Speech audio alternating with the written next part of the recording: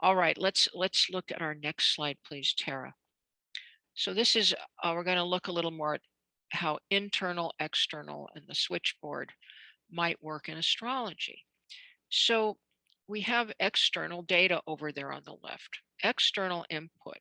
You, your mother talks to you, uh, somebody calls your name, the phone rings, you have to walk around.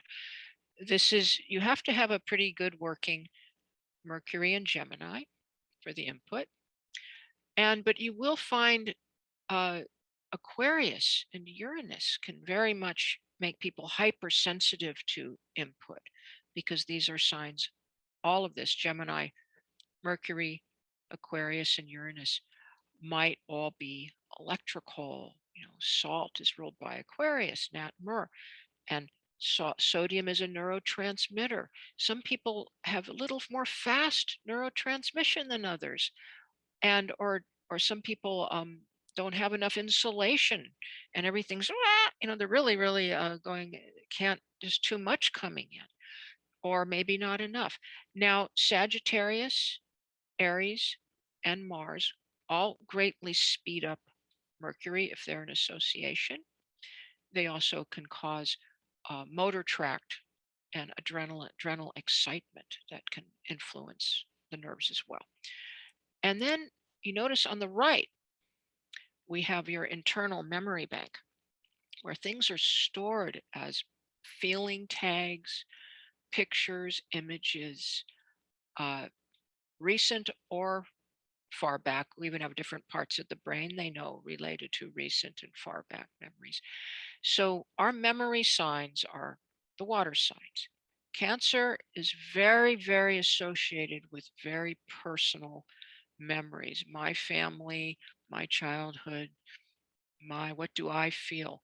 Pisces more with what we'd call very deep subconscious memory for those who believe past life memory. Scorpio uh, is interested in memories too, not quite as much as the others. I added Mars because Mars in water signs does stir the pot and makes memory is very vivid. And the moon rules memory. Moon and Cancer basically rule memory. And moon is your picture mind, not your word mind. The word mind is under Mercury. And so Taurus has a lot to do with stagnation. If there's stagnation in the brain or blockages in the neck that could be influencing the brain, you often see those in Taurus. Now look at the top, you see a switchboard. Mercury and Virgo are your file cabinet, your secretary of the zodiac. This piece of data goes here. This piece of data goes here. This is good. This is bad. Not this, not that. It's discernment. And so Mercury, Virgo, and Saturn screen out irrelevant input. How do we know what to focus on? I saw showing this. If we weren't able to screen out data, we wouldn't be able to function.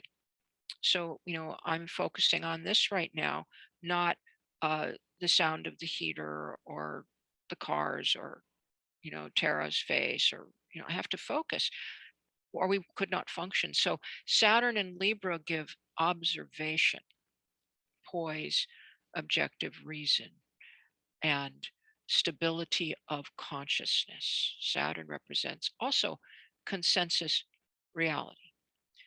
And so do earth signs. So we all have this, everybody experiences reality different. But we also have share a consensus reality. How do I know that? I know that because there's a bridge here called the Selwood Bridge. And it's very narrow. And there's one little line going down it, and it's quite long. And there's no barrier. And cars go by both directions on it, 25 miles to 30 miles an hour all day long. I've lived here for 30 years. There hasn't been one accident. No one has crossed that line, despite 1/4 of the people inebriated on something. Is apparently a fact now. How could this possibly be if there wasn't some sort of consensus reality? So that kind of stable consensus reality is Saturn. If Saturn is very weak, not connecting with Mercury or Moon, you can get some very serious problems. And of course, at the bottom, We look for Neptune and the South Node, as well as Pisces. For lowering the data filter, there's no filter. It's the people who study clouds for 2 hours. That's your sweet Piscean. So George Harrison was a rather classic. He's my sweet Lord, and he's that type. It's amazing how much he looks like his energy to other Pisceans, Johnny Cash and Ralph Nader. They're the same type. There's a type of Piscean you see. They're kind of hangdog and intense, and always dreamy.